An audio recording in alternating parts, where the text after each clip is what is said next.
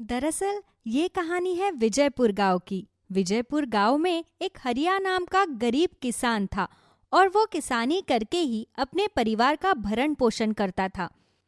ऐसे ही एक रात हरिया अपने घर के बाहर घूम रहा था। तभी उसकी नजर एक बैल पर जाती है जो कि काफी देर से हरिया को देख रहा था। अरे, ये क्या देख रहा हूं मैं?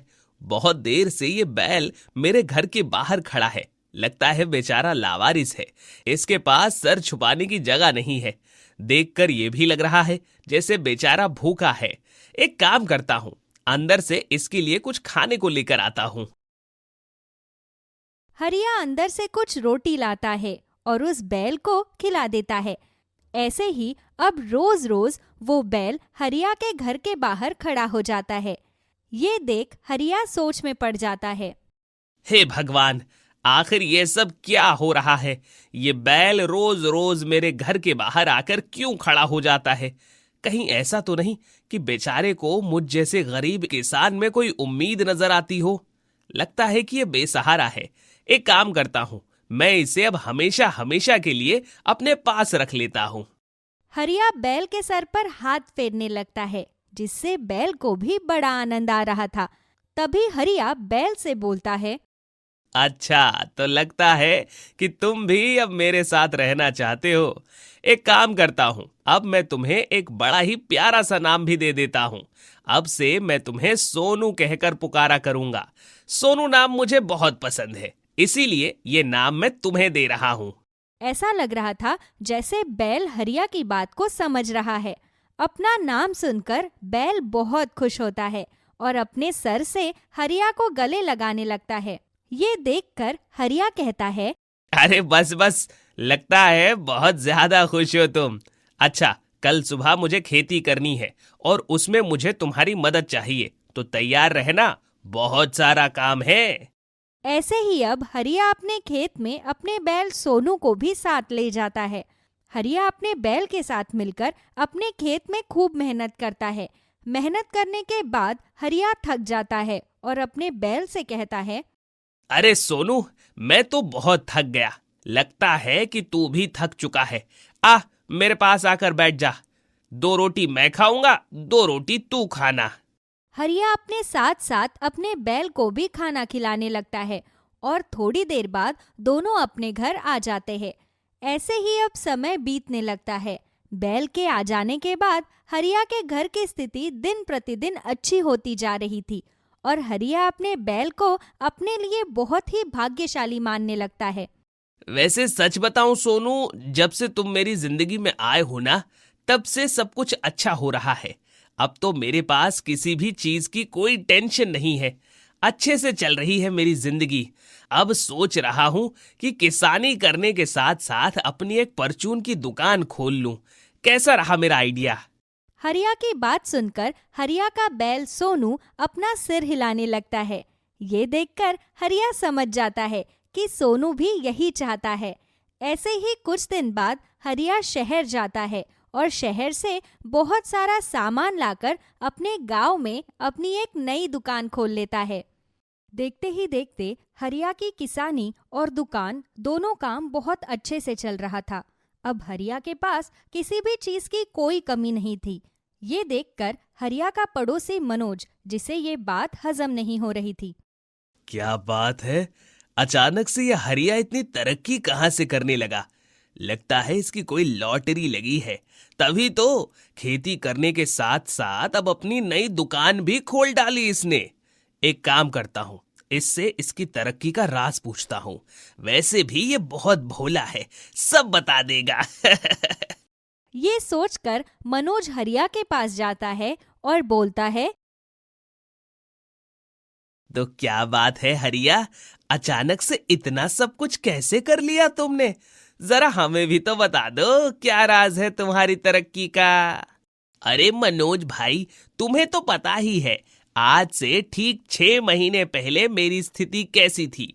और अब ये जो कुछ भी हो रहा है वो सिर्फ और सिर्फ मेरे बैल के कारण है। जब से ये मेरी जिंदगी में आया है, तब से मेरा सब कुछ बदल चुका है। ऐसा लगता है जैसे वो मेरे लिए बहुत भाग्यशाली है। ये सुनकर मनोज के मन में लालच आने लगता है और वो मन ही मन सोचता है, बात तो सही है। जब से ये बैल इसके जीवन में आया है तब से तो इसकी काया ही पलट गई है। अब तो कैसे भी इसका बैल मुझे चोरी करना होगा ताकि मैं भी इसकी तरह तरक्की कर सकूं। मनोज बहुत ही लालची था। बिना मेहनत के वो अमीर बनना चाहता था। ऐसे ही रात के करीबन 2 बजे मनोज चोरी से हरिया के घर उसका बैल चुराने के लिए जाता है। मनोज जैसे ही खूंटी से बैल को छुड़ाने की कोशिश करता है, तभी वो बैल खूंटे से छूटकर वहां से भागने लगता है। मनोज भी बैल के पीछे पीछे भागता है और उसे पकड़ने की कोशिश करता है। भागते भागते बैल एक सुनसान जंगल में मनोज को ले जाता है। क्यों, अब कहाँ जाएगा बच्चू? अब तो मैं तेरे को पकड़कर लेकर ही जाऊंगा। देखता हूँ तू क्या कर लेता है। तभी वहां अचानक से एक रस्सी हवा में उड़ती हुई आती है और वो रस्सी मनोज को एक पेड़ से बुरी तरह से बांध देती है। ये देखकर मनोज घबरा जाता है। हे भगवान, ये कैसे हो गया? ये रस्सी किसने फेंकी और किसने मुझे यहाँ बांध दिया है?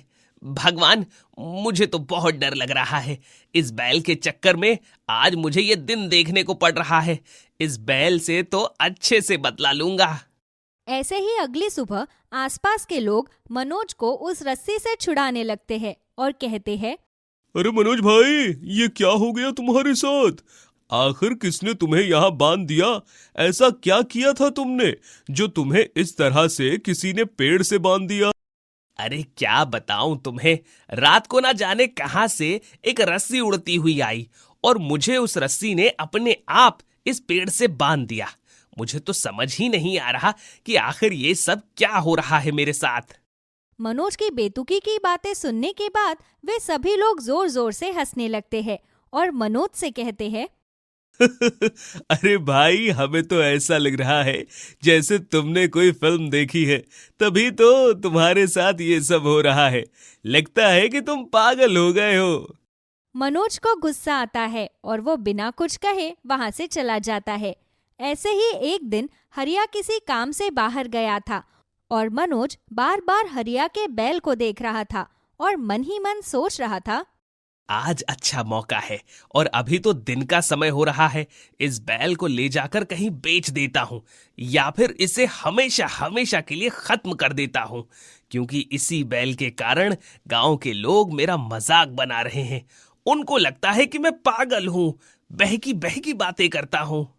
इतना कहकर मनोज फिर से हरिया के बैल को कोटे से छुड़ाकर उसे एक जंगल की ओर ले जाता है और वहां जाकर एक चाकू से बैल को मारने की कोशिश करने लगता है कि तभी वो बैल मनोज को अपने ऊपर बिठा लेता है और मनोज को गोल गोल घुमाने लगता है, जिससे मनोज का सर घूमने लगता है।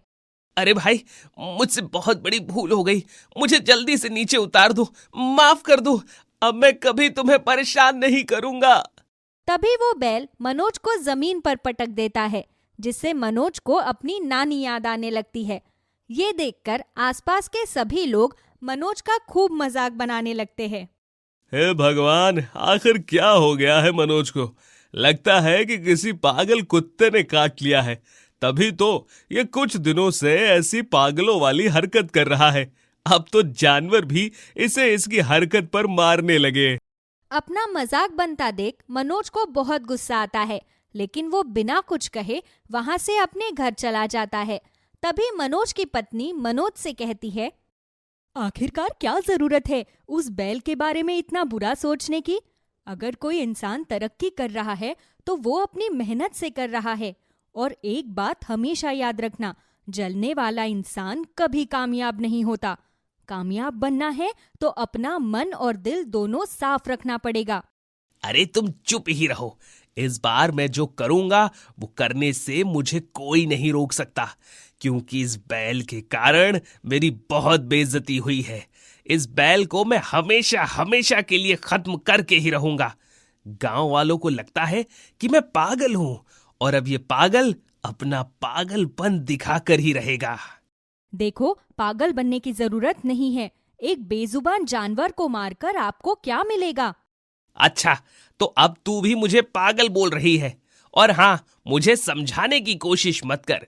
मुझे जो करना है मैं वो करके रहूंगा। ऐसे ही रात को गांव के सभी लोग अपने अपने घरों में सो रहे थे।